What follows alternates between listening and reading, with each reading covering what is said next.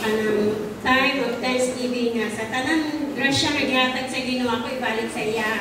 So this is the day of Thanksgiving para kang Jeff, birthday po ni Jungjong. So si Jeff, sa iyang kalampusan, ako na siyang nakuha na bitaw nagkita nga malampot din siya kay dili na siya kailangan ipa-eskwela nimo.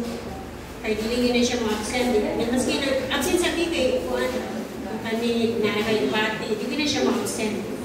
So makita na lang yung party ng pa-eskwela mo nga na kay eskwela man gid siya. So nakita na nako nga malampos gid siya, no?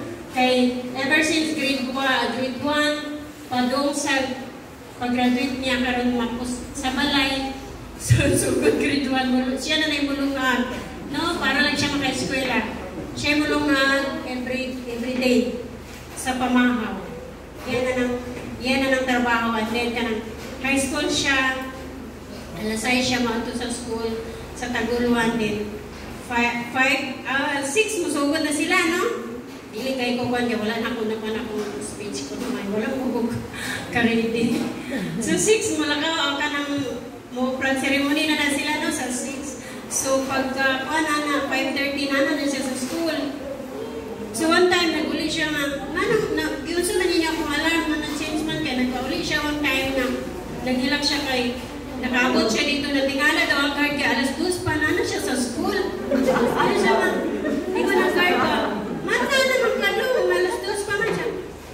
Alas 2 pa day boy, pantug kay walay mga tao sa dalan. Maglay naman na siya sa school.